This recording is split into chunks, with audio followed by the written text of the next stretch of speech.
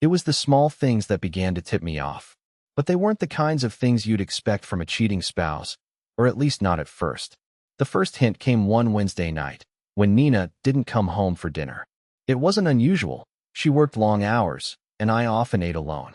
But this time, there was something different. She hadn't texted, hadn't called.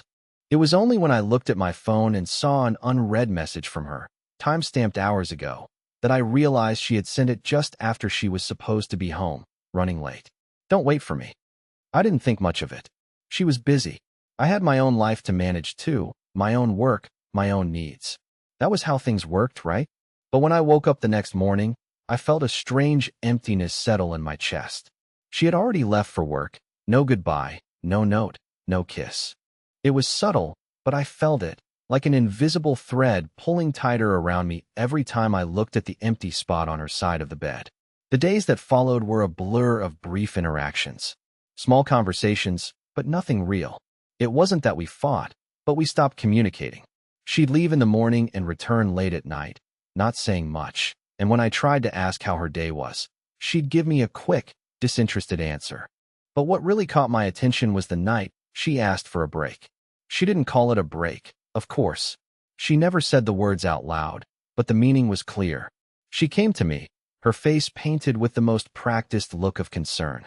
I didn't think it was anything out of the ordinary at first. She had that look on her face often these days, like she was carrying a weight that no one could see. Her voice was steady, but I caught the tremor behind it. "Felix, we need to talk."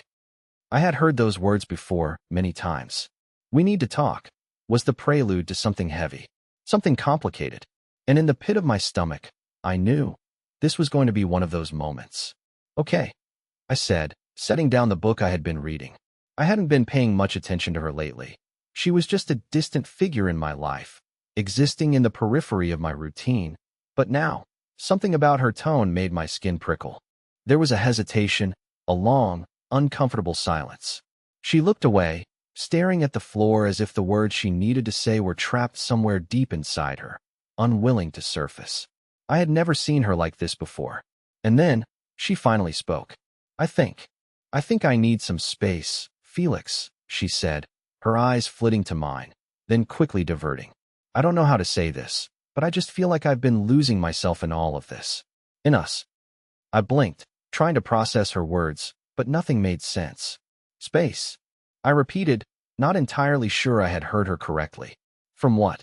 "From everything," she replied, as if it were the most natural thing in the world. "From us. From this life we've built. I just need to figure things out." She finally met my eyes, and for the first time, I saw it. Fear. Not fear of me, but fear of the truth.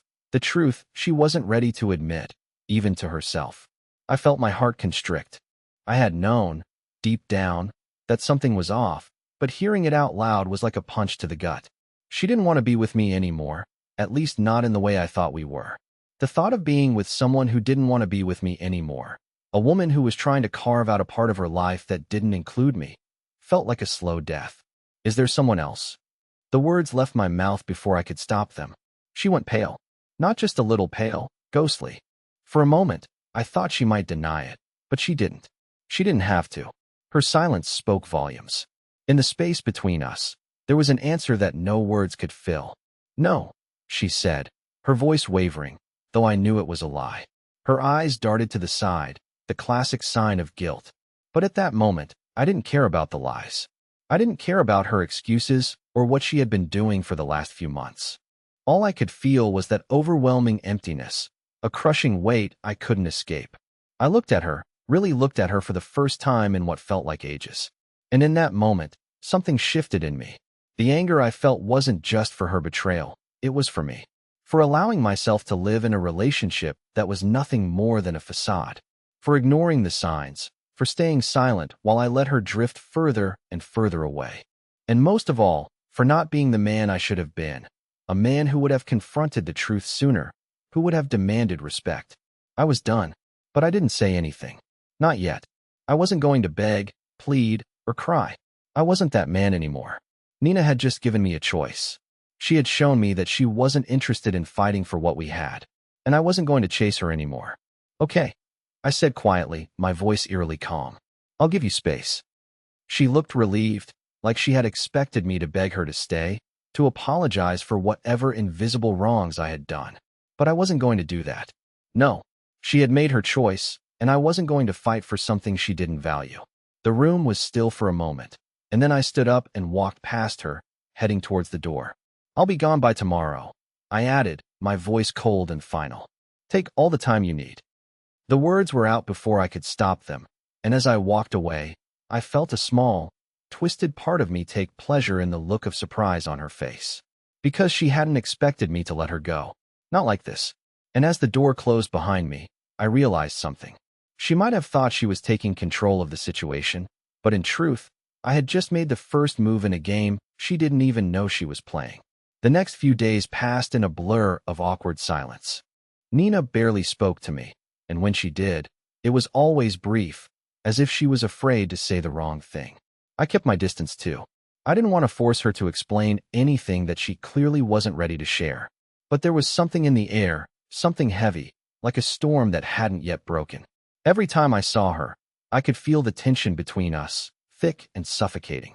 I spent most of my time at the office, trying to stay distracted. I threw myself into work, pushing away the knot of anxiety that had taken root in my chest. But it didn't work. No matter how busy I kept myself, the question kept circling in my mind. What had happened? What was it that had pushed her to this point? It wasn't until the following Saturday that I got my answer, though it came in the most unexpected way. I had planned to spend the day at home, trying to process everything, but when I came back from a quick errand, I found a letter on the kitchen counter.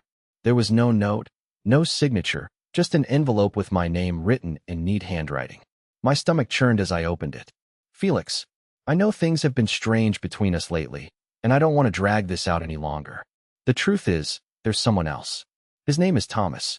We've been seeing each other for the past few months, and I can't pretend anymore that you and I are okay. I'm sorry. I never wanted to hurt you. Please don't try to find me. It's over. I read the letter 3 times, each time hoping the words would change. But they didn't. The betrayal hit me like a punch to the gut, a cold, sinking feeling that I couldn't escape.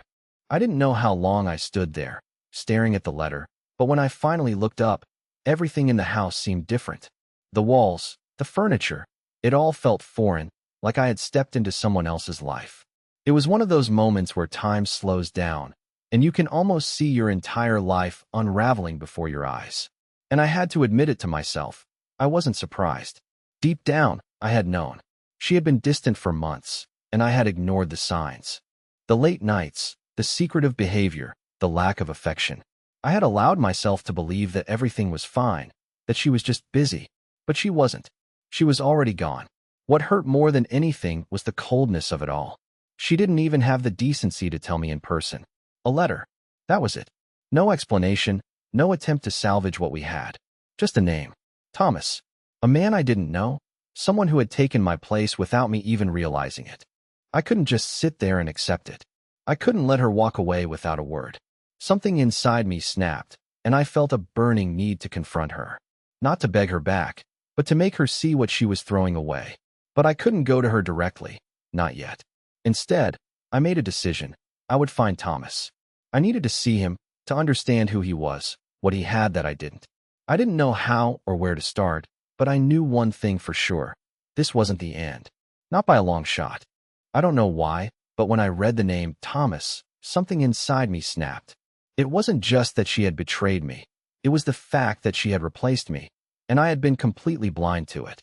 I had been living a lie. And now, as I stood in that empty house, with Nina's cold letter in my hand, I knew I couldn't just sit back and accept it. I wasn't going to let her slip away into another life without understanding exactly who had taken her from me. I didn't know where to start looking for this Thomas guy, but I knew one thing. I wasn't going to let him get away with it. I was going to find him. I wasn't sure what I was going to do once I did, but that didn't matter. All I could think about was confronting him, understanding what kind of man he was, why Nina had fallen for him, and why she hadn't even had the decency to tell me to my face. The first place I thought to go was her phone. I knew it was wrong, but I didn't care anymore. I had already been betrayed in ways I couldn't even begin to process. At this point, I felt like I was already walking through a broken glass world, and the only way to make sense of it was to follow the trail she had left behind.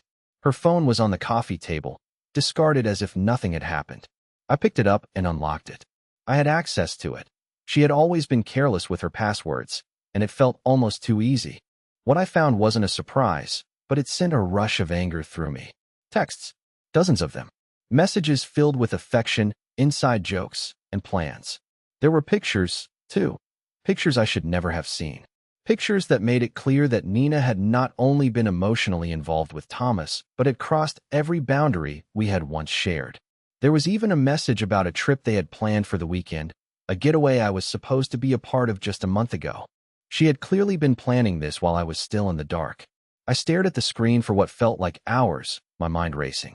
Every word, every picture, every sweet nothing they shared, it all mocked me. But I couldn't look away. It was like I was being pulled into a vortex, unable to break free. Thomas wasn't just some random guy. He was someone she had been investing time and energy in while I had been busy working, busy being the good husband. I had been so wrapped up in what I thought was a stable life that I hadn't seen the cracks forming underneath. Now, they were everywhere. I set the phone down and took a deep breath. I had the information I needed. I had the proof. I knew what I was dealing with now, but I still didn't know what I was going to do about it. I could feel the weight of the decision bearing down on me. Was I going to confront Nina? Was I going to track Thomas down? Or was I just going to let it all go and walk away from this broken relationship? I knew one thing, though.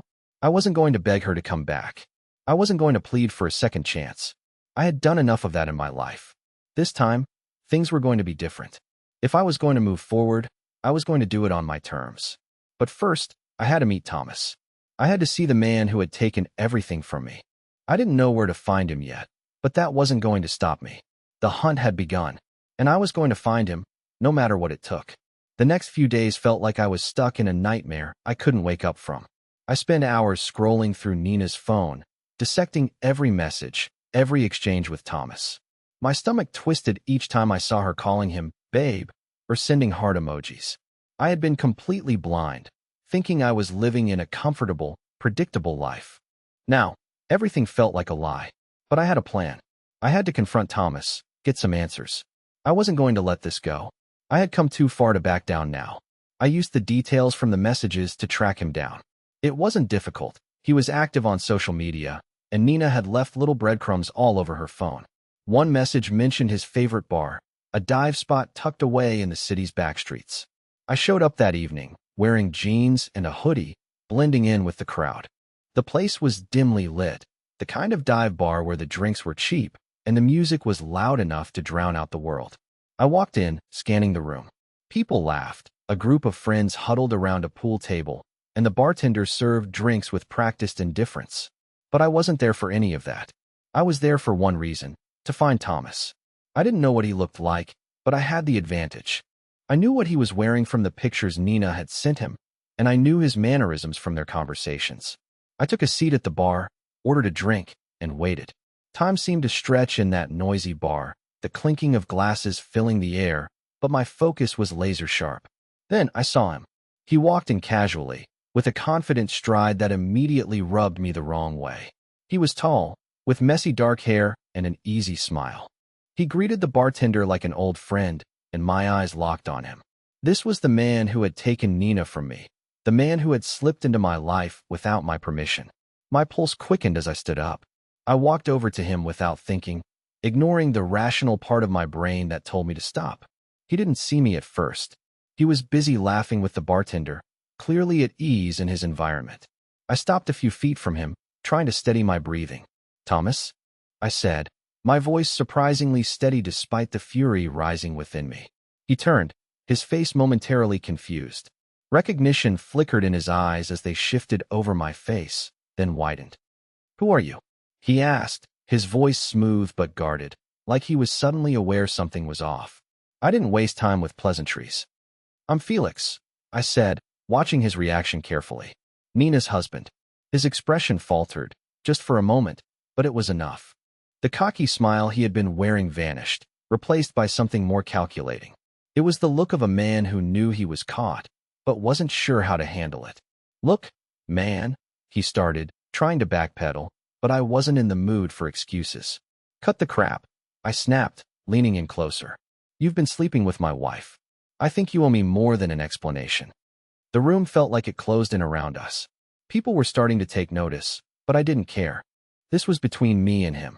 He shifted uncomfortably, his eyes darting around, looking for a way out, but I wasn't going to let him escape. You don't know the full story, Thomas said, his voice lowering, a hint of irritation seeping into his tone. It's complicated. I didn't plan for any of this. Don't give me that. I cut him off, my anger flaring. Complicated? You've been seeing her behind my back for months, and you're sitting here trying to justify it like you're the victim? You're the reason I'm standing here. He ran a hand through his hair, trying to compose himself. Look, I didn't mean for it to happen like this, he said again. But this time I saw something else in his eyes, a mixture of regret and a cold, almost defensive distance. Nina and we didn't want to hurt you, but it's been going on for a while now. I leaned in, my face inches from his. How long? About 6 months, he answered, his voice barely above a whisper. But it's not like that. It just happened. I couldn't believe what I was hearing. 6 months. I had been living in a marriage I thought was solid, while Nina had been sneaking around with this guy. I could feel the heat of betrayal flooding through me, threatening to boil over, but I kept myself in check. You think that makes it okay? I asked, my voice low and controlled. You think it's just an accident that you've been screwing around with my wife? You've wrecked everything, man. Do you even care? Thomas didn't answer right away.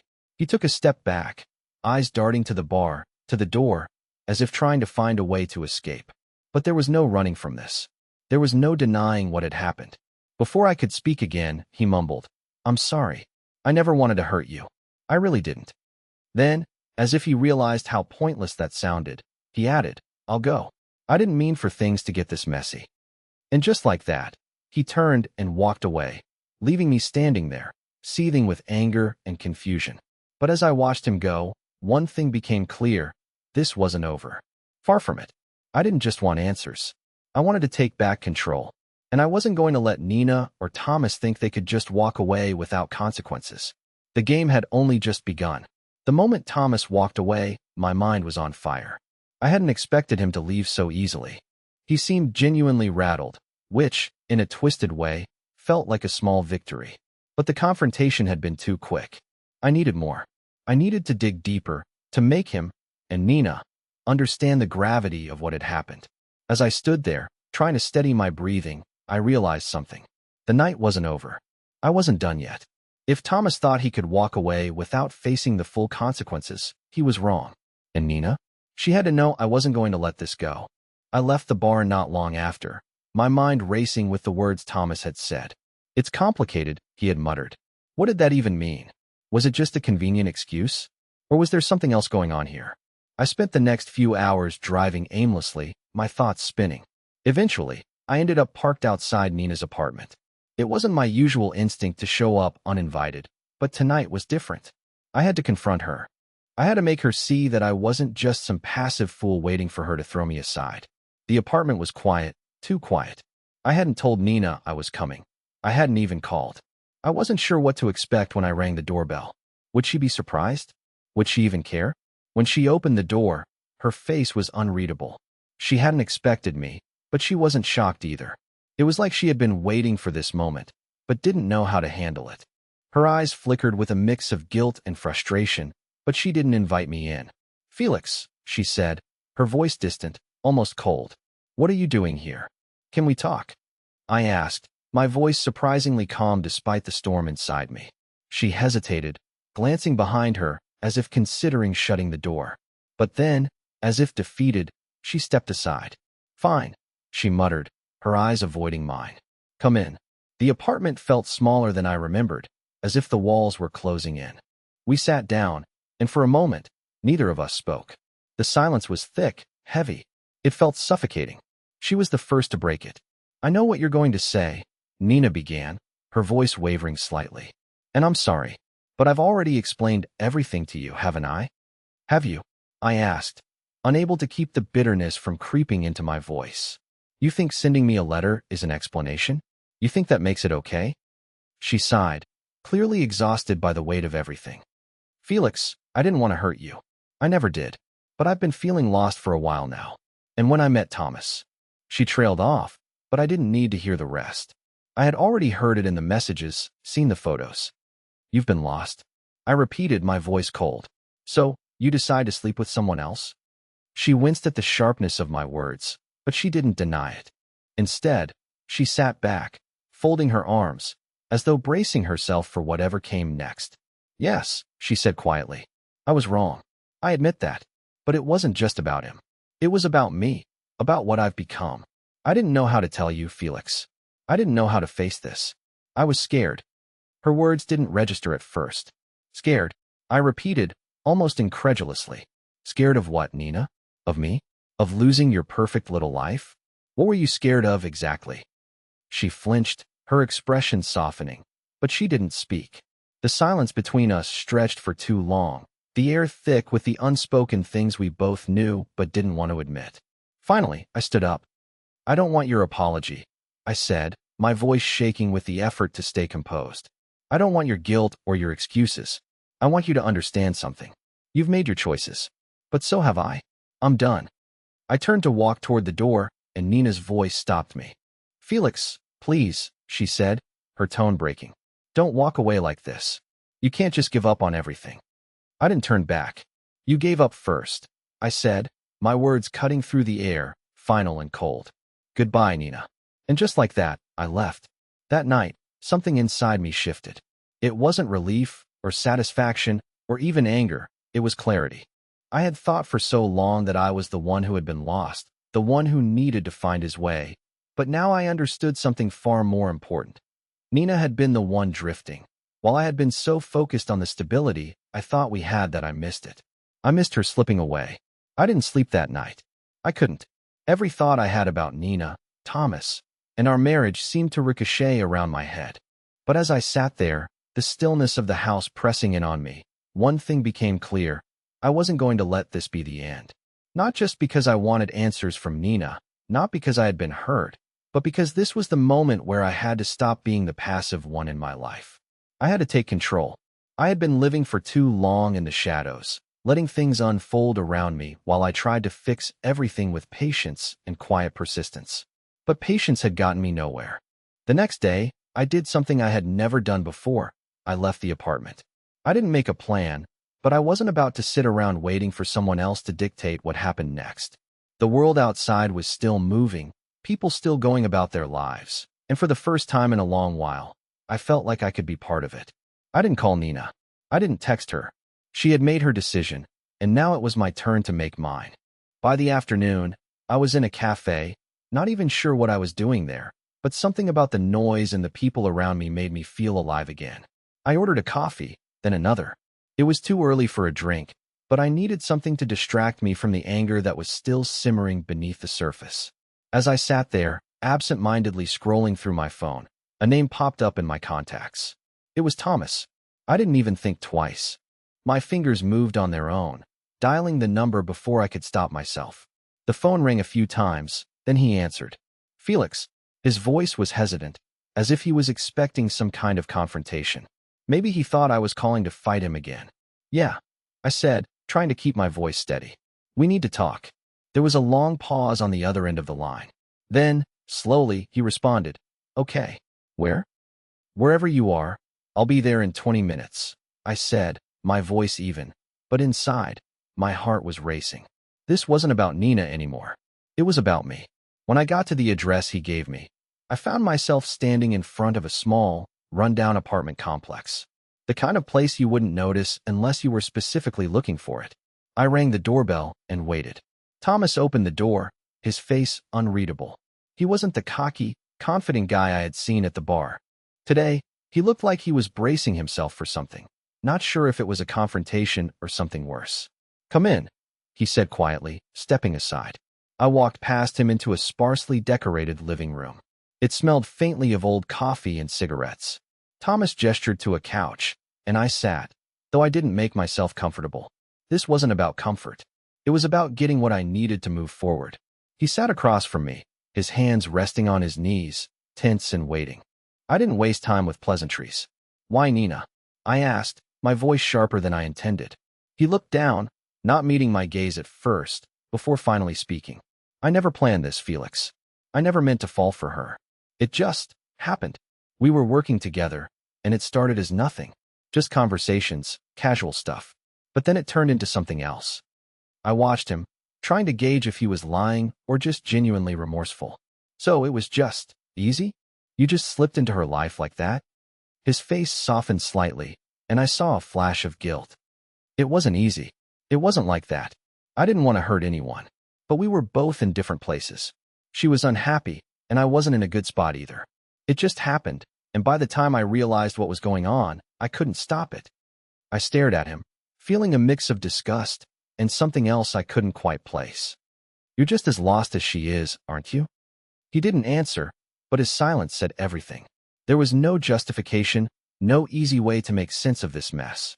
But here's the thing I realized in that moment. I wasn't angry at Thomas anymore. I wasn't angry at Nina. I was angry at myself for letting things go on for as long as they did without standing up for myself. It wasn't just about them anymore. It was about me reclaiming my life, my dignity. I'm done with both of you, I said quietly, the words not as bitter as I thought they would be. But here's the thing. I'm not going to be the guy who gets walked all over. Not anymore. Thomas nodded slowly, as if understanding that there was nothing left to say. And in that moment, I knew something had shifted inside me. I wasn't the victim in this story anymore. I was taking control, and for the first time in months, I felt like I had a sense of direction again. I didn't call Nina after my meeting with Thomas. I didn't need to. The words had already been said, and there was nothing more to be gained from trying to reach out to her. But I could feel the pull of unresolved tension in the back of my mind. I knew she would eventually contact me. She always did. She'd want to explain, apologize, or try to pull me back into the web she had woven. But I wasn't going to let that happen.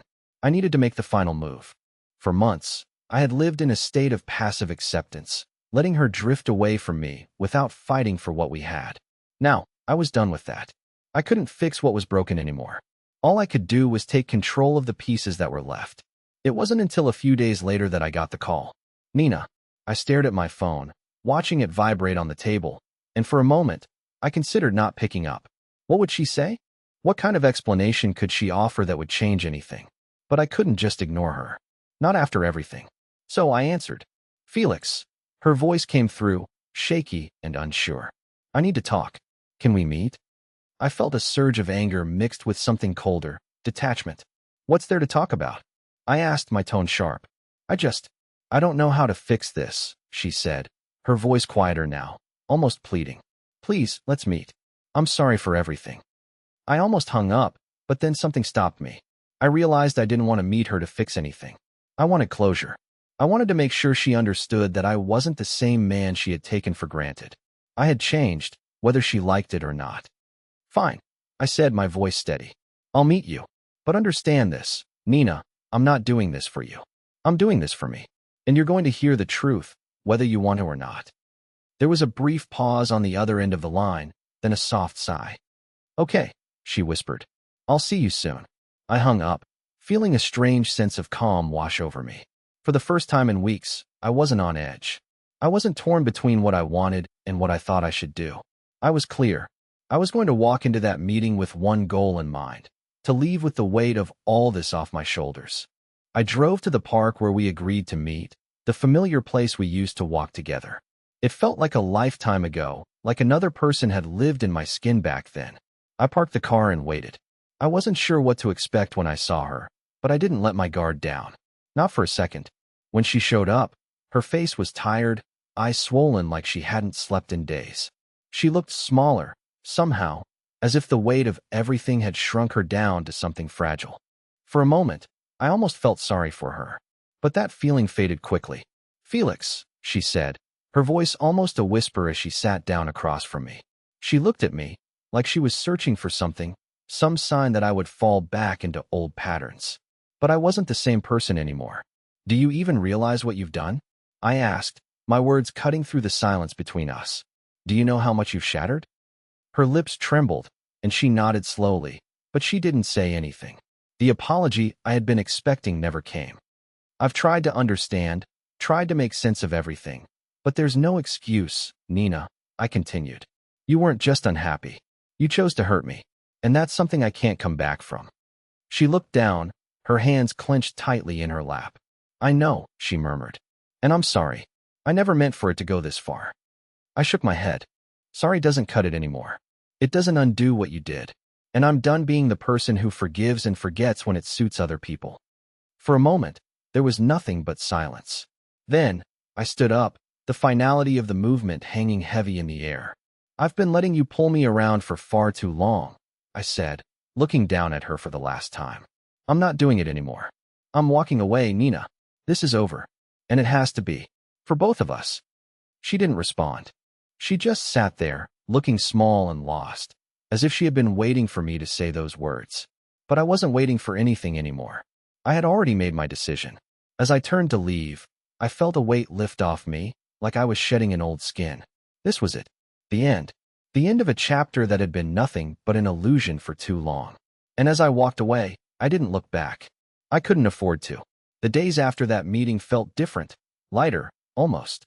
The tension that had built up over the past few months slowly started to lift, like a storm cloud finally drifting away. I didn't feel the rush of anger or confusion anymore, only a strange sense of calm. I had walked away from Nina, from the life I thought I knew, and I hadn't looked back. For the first time in what felt like forever, I started to focus on me again. I went back to the things I had forgotten about in the midst of the chaos: long walks, reading books, cooking meals just for myself. It wasn't the dramatic, life-altering change I had imagined when I first walked away from Nina, but it was enough. Enough to remind me of who I was before everything had gone wrong. I began to reconnect with friends I hadn't seen in years. There were dinners and nights out, the kind of carefree moments I hadn't realized I was missing. I found myself laughing again, really laughing, not just going through the motions. And when I looked at the future, it wasn't filled with regret or bitterness. Instead, it felt full of possibilities, new beginnings, new chances. There were days when I thought about Nina, of course. I wondered if she had figured things out, if she was happy now with the choices she had made. But those thoughts became less frequent, less important. I had learned the hard way that sometimes the only way to move forward was to let go of the past completely, no matter how hard it was. Then one evening, a few months later, I was sitting at my favorite cafe, sipping coffee and reading, when someone walked in. I didn't expect to see anyone I knew, but when I looked up, I saw her. Claire. She had been an old friend from work, someone I had lost touch with years ago.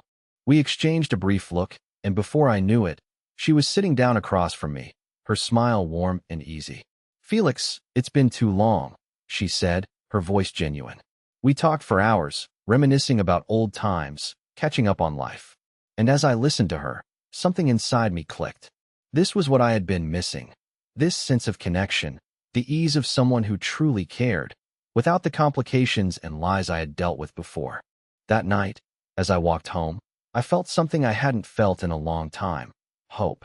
Hope for the future. The kind of hope that made me believe that there was so much more ahead of me, even after everything that had happened. I had spent so much time trying to fix something that was already broken, but now, I realized I didn't need to fix anything. I just needed to live. And that was enough. As I lay in bed that night, the silence around me felt peaceful. For the first time in months, I slept deeply. And when I woke up the next morning, it wasn't with the weight of the past hanging over me. It was with a quiet confidence, knowing that the best was yet to come. In the end, the broken pieces of my life had turned into something new, something stronger. And I was finally ready to embrace it. The past was behind me, and the future was full of possibility. And for the first time in a long time, I smiled at the thought of what lay ahead.